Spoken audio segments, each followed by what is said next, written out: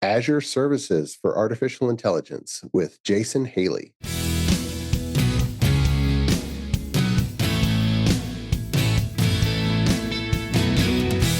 The Azure DevOps podcast is a show for developers and DevOps professionals shipping software using Microsoft technologies. Each show brings you hard-hitting interviews with industry experts, innovating better methods, and sharing success stories. Listen on to learn how to increase quality, ship quickly, and operate well. And now your host, Jeffrey Palermo. Welcome to the show. I'm Jeffrey Palermo, your host for helping you and your teams move fast and deliver quality and to run your software with confidence in Azure, all while using everything that the .NET ecosystem has to offer. The podcast is sponsored by ClearMeasure, a full-service software architecture and engineering firm that serves companies that are building mission-critical software systems. Quick announcement, we are in the second year of my Architect Forums. Signups for the next session are up, and if you lead a software team and are looking to collaborate with other peer architect leaders, then just sign up at the link in the show notes. And I'm also launching a new software leadership forum for technical executives who oversee software engineering groups, CTOs, VPs of engineering, engineering directors, etc. If you oversee software development for your company, but are not in one of those teams yourself, then this forum is for you, and it'll focus on topics specific to the management leadership for software engineering departments. And if you're a developer listening and would really love your boss or your boss's boss to be in a forum like that, then please pass the word. And for those looking for Programming with Palermo, my video podcast, you can just search for it in any of the directories and you'll be able to find it. My guest today on the show is Jason Haley. He's a full stack solution architect at Jason Haley Consulting LLC, and he provides custom Azure and .NET application development solutions for various clients, leveraging over 20 years of experience using Microsoft technologies. And he's also a Microsoft Azure MVP and has earned lots and lots of certifications over the years. He specializes in developing web applications and single-page applications using Blazor, Angular, jQuery, ASP.NET Core, Entity Framework Core, Redis, SQL Server, Windows Azure Active Directory, and he also designs and implements web applications using all kinds of additional technology, and he builds custom build processes for Azure DevOps pipelines and also creates courseware for .NET and Azure topics. He's passionate about learning and sharing knowledge with the local Azure and .NET community, and also runs 2 user groups in the Boston area. Well, Jason, welcome to the podcast. How are you, sir? I'm doing well. Thank you. Well, it's great to have you here, and I'll put links in the show notes, but I love your blog over at jasonhaley.com, and you've been doing a lot of work with the AI services in Azure. I want to ask you about that. But before that, for people who haven't been to your user groups or haven't heard you speak, can you kind of back us up? You've been doing custom software for a long time. Are there any moments in your career that were kind of steered you in the direction of your current focus? I would say in my career, I've had 2 that really stick out. One was the release of .NET, because that kind of focused where I was going to go with the languages and the platform to build on. And then more recently, Azure, which was again, what was that, about 14 years ago? Mhm. Azure was another big moving point. And then more recently, it's been the whole GenAI change. And, typically I am not a leading edge developer. I'm usually working with financial companies or smaller companies who can't afford to be on that bleeding edge. So they've kind of have to use the tried and true software and frameworks that have been well tested and someone else has kicked the tires on them. And then, of course, they want to get as much ROI out of that version that they possibly can before they invest in rewriting things or upgrading things. Well, of course, they'll upgrade them Yeah. for maintenance purposes, but they don't just drop off the cliff because there's a new version out and start rewriting things, because they can't afford to do so. So my history is with companies doing that. My first full-time gig was for an insurance company, Zurich Insurance, very large insurance company. And that's kind of where I picked up that mindset that I don't really jump on the bleeding edge of things. So when GenAI came out when OpenAI released their Chat GPT, I didn't jump on the bandwagon so much. And I kind of regret that I didn't pay more attention to it when it came out. And that's been what, a year and a half now.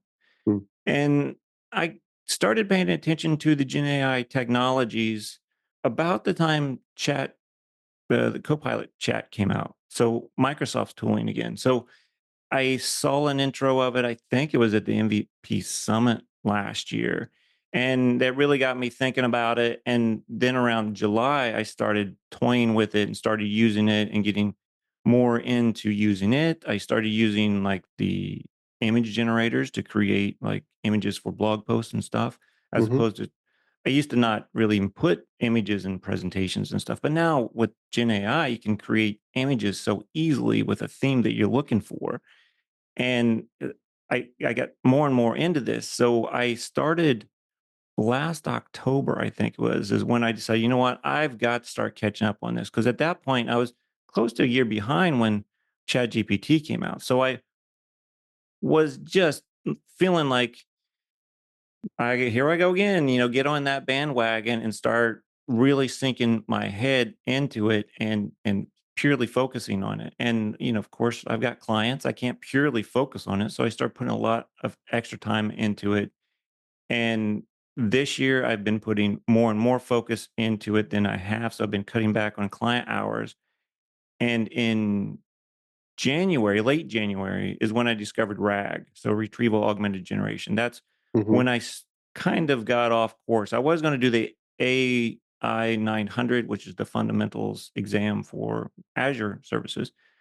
And I got sidetracked with RAG because this whole time when I was looking at Gen AI technologies, what you can do with them, where the value really is, I was thinking, okay, for my customers, a small company or even I don't have any medium sized companies right now as clients, but like where can a small company get value out of Gen AI? Because everything I'm seeing there's no huge win.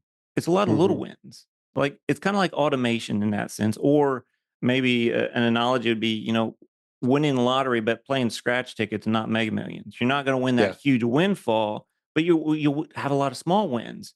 Mhm. So, as I'm looking at it, I'm like, "Okay, well, I see how this technology could help them save some minutes here."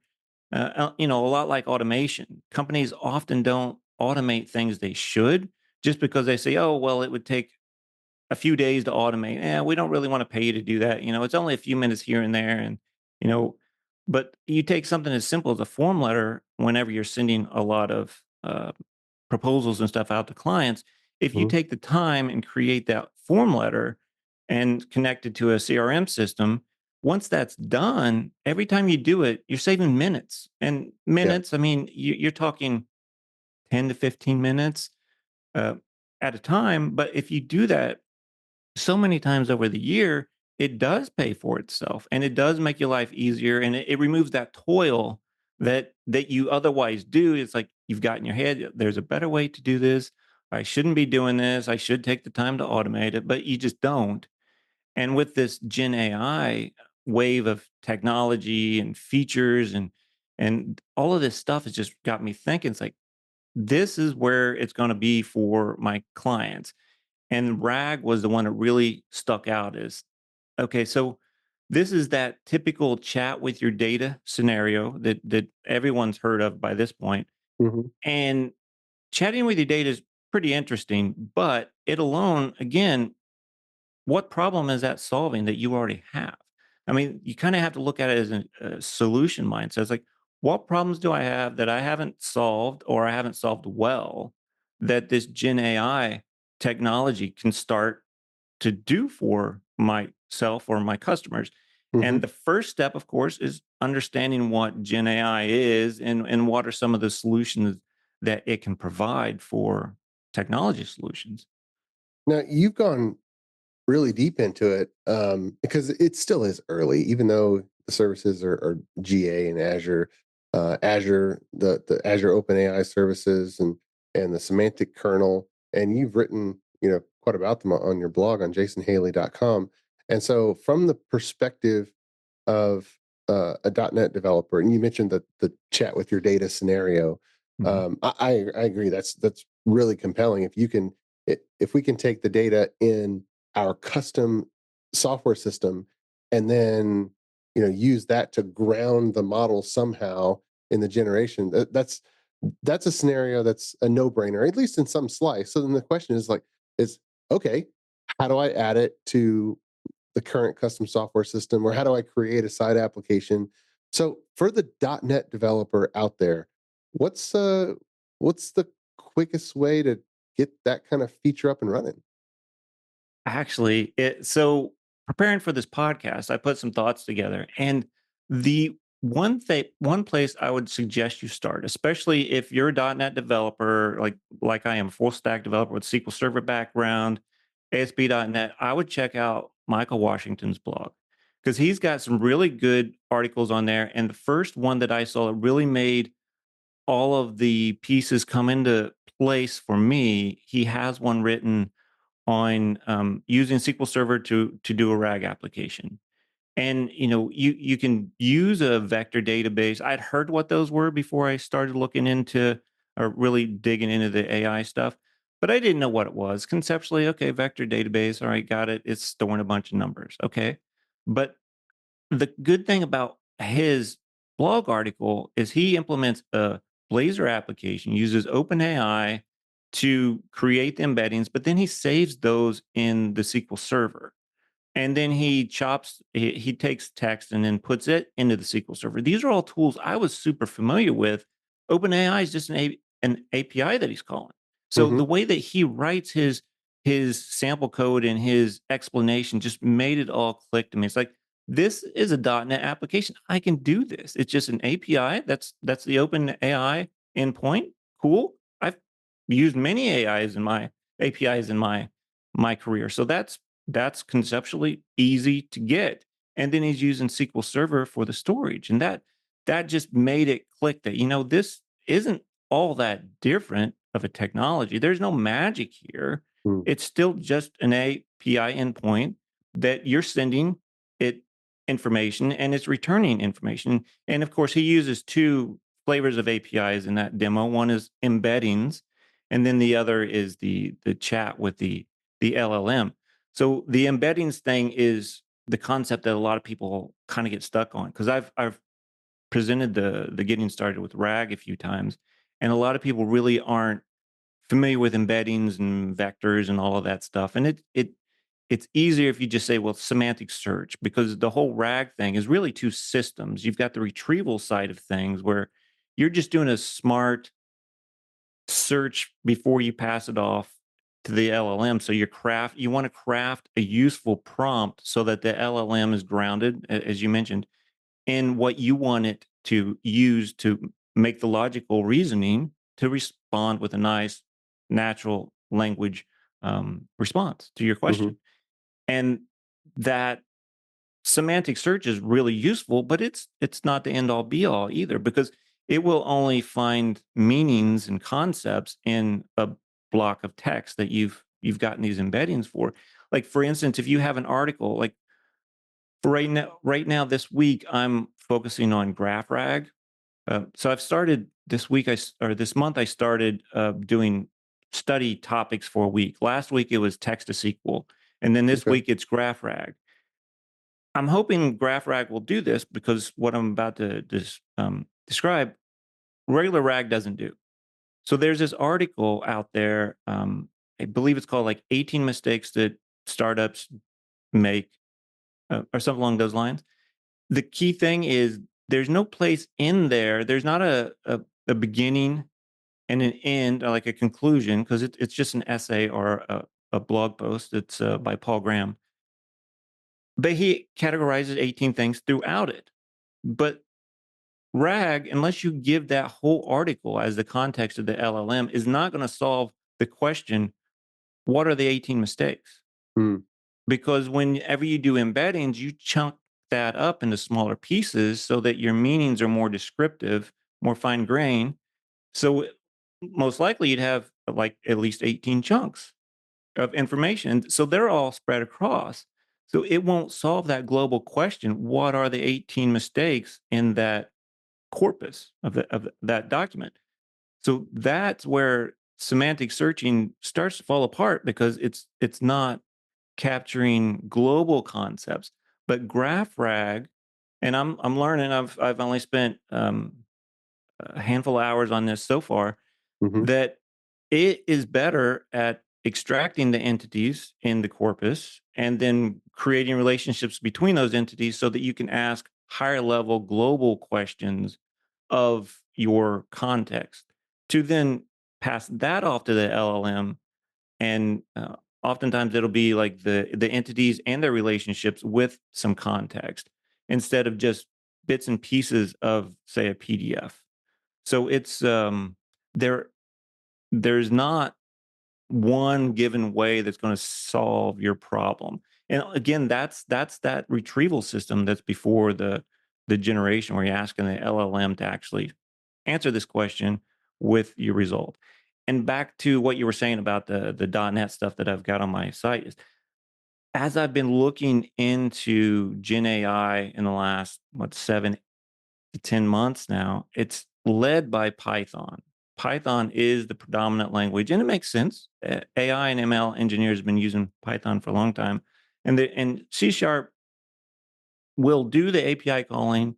It will do the web applications that all these people are putting on front of these APIs. So the question I always have in my head when I'm reading a sample, and all it is calling OpenAI's API or one of the other APIs, Hmm. is, well, why isn't this in C sharp? Why isn't there more examples in C sharp or more people um, providing this type of information in C sharp? So I've really done quite a bit of digging to locate stuff, and sometimes it's just not so easy to find C sharp examples of how to do these things. But there are a few out there. It's just they're hard to find. Yeah. there's there's quite a bit of inertia when something happens, because the early, like you said, the early machine learning technology, the people working on that kind of chose Python and put that in motion. And there's quite a few libraries in Python, for all this stuff like NumPy, Pandas, just to name a few that I remember. But you're right. If it's just a HTTPS API, then it really doesn't matter the application that's calling it. It's just a web service, right? Right. Absolutely. And that's where sometimes I get frustrated with this. Like, for instance, Microsoft just released GraphRag as a Python library last week or the week before. As I'm looking into, I kind of picked the topic GraphRag early last week as I was doing the text to SQL stuff. Text to SQL, there was some stuff out there related to semantic kernel. Oddly enough, though, it was in the kernel memory repo, not the semantic kernel repo. But there was an implementation for text SQL out there, or text to SQL, or it's actually they called theirs natural language to SQL, kind of the same thing. And there were a few other Microsoft people out there who had some articles and some repos, but I'm not finding anything on GraphRag yet. Uh, Microsoft they released a paper calling it GraphRag, and they released like I said, a Python example or library and example within the last few weeks. And they've got several other, and they're all in Python. They don't have any in .NET. And Mm. that's understandable, but one of them is an accelerator where it's not necessarily using the library itself. I can understand the service that's using the library, but the stuff that's calling the API, you could totally do that in C sharp. There's no reason that it would have to be. Many thanks to our podcast sponsor, ClearMeasure. ClearMeasure is a software architecture company that empowers clients' development teams to be self-sufficient, moving fast, delivering quality, and running their systems with confidence. Whether starting a new project or developing new technologies or techniques, ClearMeasure sets up your team to deliver world-class results. Learn more at www.clearmeasure.com. ClearMeasure, empowering software delivery. ClearMeasure is also happy to be a sponsor of the video podcast, Programming with Palermo. Watch, learn, and program alongside Chief Architect Jeffrey Palermo. Videos are added weekly and available on syndicated locations supporting video podcast or by visiting palermo.network. Tune in today. So if I simplify this down to the most basic, tell me if I'm thinking about this the right way. I have my .NET application, which has some my own data in SQL Server, and I just call the web service to OpenAI, and I pass it in an English question, just like I would use on Chat GPT, and it's going to give me back some type of response. Um, but you mentioned embeddings. Mhm. Um, how much how much data can I pass it? What's the limit and how does that work? And do I prep it one time and then ask it and then have a bunch of calls with questions, or do I pass that data every single time I call it? Yeah, this is where the more you play with it, when you're beginning with it, the more you start to get frustrated because it really is a lot of these techniques are really just prompt manipulation. So the whole prompt Hmm. engineering that they refer to, it's what it comes down to because that's how you're communicating with the LLM. And the size of context that you send or the amount of text in that prompt that you send to the LLM is going to be most likely more than you want it to be. So when you're just asking it a question like, when did the American Civil War start? What Hmm. caused it? That's you're using it as the source of data. So which is a risky thing to do, especially in a business application. You wouldn't want to do that. Yeah. But that's a very small prompt. But if you're asking it, so say you have a RAG system that's just based on one PDF file, and say it's like a 30-page file, so you chop it into maybe two chunks per page, and that way the embeddings kind of pick the right area of the application or the file, and don't send too much text. So whenever you get a chunk back, you're most likely going to be sending that whole chunk with your context to the LLM. So it would be in your prompt. Your prompt would lead something about there'd be a system part where you'd be saying you're XY type of system, and then you're going to use the data that I provide to answer this question. And then you would ask the question, and then you would provide the context. So that context would be the parts of the PDF that your retrieval system had determined were relevant to the question. So they're semantically similar. They shove that into the the context that goes to the LLM. So if you kind of tune that down to maybe the top three chunks, then it's going to be whatever size your chunk is. If it's like 300 characters with a say 100 overlap, which seems to be common, it's a pretty small chunk, but that's going to add up. You're going to have a prompt size that's going to the LLM over 1,000 Hmm. or right around there. So that's not that bad. But when you start adding in the production level stuff, where it's got all of the safety stuff in it, that all needs to go into that prompt that goes across the wire to your LLM call so that it prevents it from, responding in mean language. It prevents a lot of the jailbreaking. Those prompts have a lot of extra stuff in there just as kind of boilerplate, and it adds to the size. So that's just a simple RAG implementation. Like with the text to SQL that I was playing with last week, I was trying to get it to describe some rows of data as the result, and I was calling the OpenAI API directly instead of going to the Azure, and I think I probably spent $10 to $15 in tokens Hmm. just playing around with it because I was doing a lot of experimentation and sending a lot of data across the wire back and forth. And I was kind of surprised whenever I would get the email saying that just add another $5 to my balance. It's like, okay, wow, that didn't take much. And then now I'm looking at the graph rack stuff. That's a lot more tokens. One of the demos I was watching last night said that it took like 1 million tokens to process a rather large document, 1 million tokens. So it's like, Mm. this stuff adds up quick. And you do need to be aware of how the system is tuned. And I'm predominantly focusing on OpenAI, so I can't really talk to the other APIs out there. I'm not quite sure. They do have bigger context windows.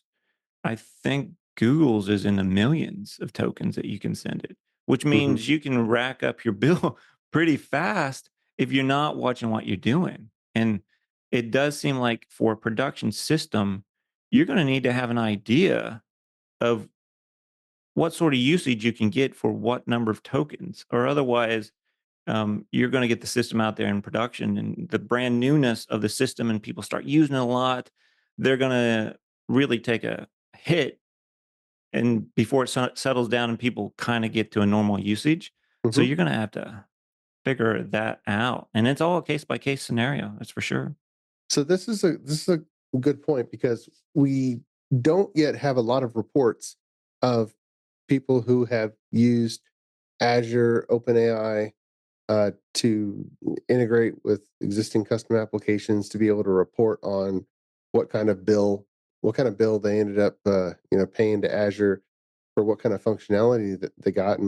And but we are hearing reports in some parts of the country, some of the power companies ask you to turn up your AC a few degrees to save power, but then at the same time we're being told, hey, but please buy an electric car and then plug it into your house to charge it overnight. And it's almost like these server farms that are running the AI models are using kind of the scale. I don't know if it's double or quadruple or what, but are using the scale of electricity that we could charge electric cars. It's not, it's not like a lamp on your bedside electricity, and it's not even a run an air conditioner electricity. It's charge an electric car level electricity. And so that cost has to flow through to the customer. And so it would make sense that that cost is more than just running a website in Azure. But do you have any kind of anecdotal or experience to know, hey, here's the lowest that it'll ever cost to put any kind of OpenAI Yeah. capability in your application? I don't. I'm working currently on a POC for a customer. So Mhm. they're not sure if this is going to go into production or not. But like, for instance, last week I was just toying around with the text to SQL. And like I mentioned, it cost 10 to 15 bucks. That was just me toying around with 1 week, one user. For 1 week. Okay, for testing, for doing some interim Yeah. testing for a week. Yeah. So if you take that and times it by 4, so say it was 15 rounded up, that's 60 bucks for a month for one user toying around. Mhm. That's also hitting GPT-4. I should have been hitting 4.0 instead because it's cheaper. So I Okay. made a mistake on that. But that kind of gives me an idea that if it's 60 bucks a week and say they're on a standard size web app, I mean, what are those, 70 bucks a month? Or so 60 bucks a month, I meant. So we're looking at almost the web hosting of Mhm. a standard web app for just one feature set. And I Yeah. don't, again, I have to admit that I'm ignorant as it comes to releasing this thing in the public yet. And hopefully, end of next month, we'll have it being evaluated and we'll know more details. But yeah, this is something you really are going to have to weigh whether or not that value is going to be provided by the application. I mean, Yeah. it's interesting technology, and you can do quite a bit with it. But for my small business customers, they may put some of the stuff on hold or find ways to throttle it a bit so it doesn't exceed the cost that they want it to exceed. Yeah. So let's put cost to the side because I think we're pretty safe to say that it's not going to be one of the cheaper Azure services to really put it to use. But let's just talk about the mechanics of how to Mm. make it work. So is it possible to, let's say, give it a chunk of data and then call it multiple times with different questions on the same set of data, or is it every single time you call you're sending up whatever data you need to? Yeah, it's basically stateless. Unless Okay. you're doing an assistant on OpenAI, it's going to be pretty much stateless. If you go to the assistant route, then it will keep a thread. I have not played around with that myself, so I can't provide a lot of detail to that. But if you're accessing the OpenAI's endpoints for either the embeddings, which are relatively or really cheap compared to the chat endpoints, Hmm. that's pretty much stateless. You're giving it the state every time you want it. And if you have an application where you want to be able to provide the ability, like one of the examples that I was playing around with a while back was upload my resume to it Hmm. and then ask it a question about my resume. And then below, after I've asked a question, ask something like, something that assumes the prior conversation. That means that that prior conversation also had to be passed to the LLM so that it could use that as context to answer my question because it didn't keep any state. Okay. I Okay. had to pass that conversation along with it. And that's where the semantic kernel stuff starts to come into play. It makes it a lot easier, and it packages all the chat message and history up into one object so you can start to drop things out that you feel you need to drop out for size reasons. Hmm. So that's something that's I can totally see you need to do after you've got a certain amount of history because again, you're paying for all those tokens going back and forth the wire. So if part of that conversation is not going to be valuable any longer, then you don't want to be sending it back and forth. But I'm sorry, off of Yeah. Yeah. cost again, but yeah, the history is going to be important for a good user experience. Gotcha. Gotcha. And one of the things that I use, I haven't completely automated it using the APIs yet, but even just introducing guests on the podcast, there's so many bios that are written in first person, and I'll literally take the bio paragraph and say, like for yourself, literally I said, reword in third person masculine, and then I quoted, the bio, and it rewords all the, the I am a to he is a, and it is pretty deterministic and pretty correct when for that type of scenario. And so you've mentioned there are certain scenarios where using its data, you don't know what you're going to get. It's kind of risky for a business application. But if you're asking it to operate on what you pass it, then it gets it right more often than not. Any scenarios where that is not the case that you've seen? Well, I try to think of it as use it as maybe an intern, as you would an intern. And an intern knows certain things, but if it's your business, you want to kind of school them on your business before you trust them to, make the decision themselves. Though if it's something that's just general world knowledge, then you trust them to make the decision or provide the answer. But if it's specific to your scenario, your business needs, then you would want to provide them with more context to then take the reasoning that they had before they walked in the door, plus what you give them to then respond with something. Mm-hmm. But the example that you gave, that's what they're designed to do. They're language models. They're Hmm. great at language tasks and, like provide a summary of this email, or here's a chunk of text. Can you describe it, give me the high level bullet points and then, uh, you know, a couple of paragraphs describing what it is.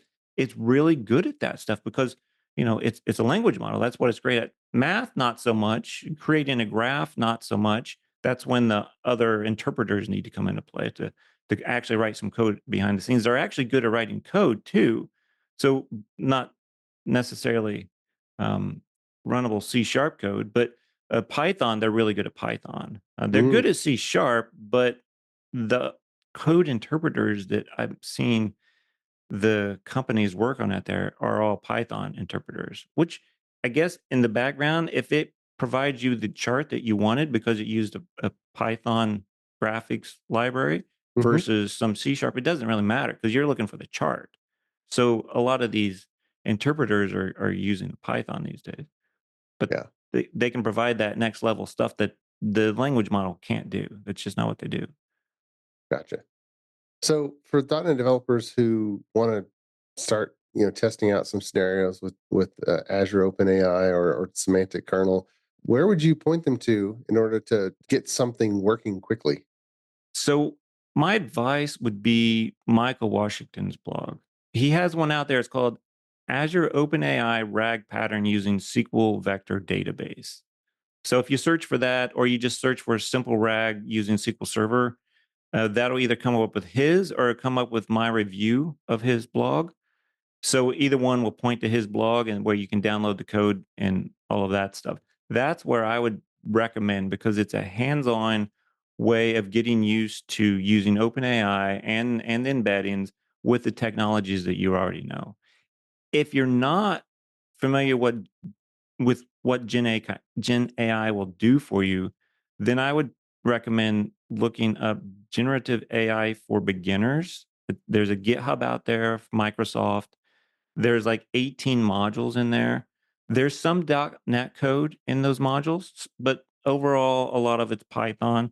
But it will give you the concepts and the knowledge of what this Gen AI can do for you. So basically, it'll help you understand or give you a foundation so you can evaluate your problems that you have, your business problems, and decide, is this something that we can use to solve something we haven't been able to yet, or maybe solve something better?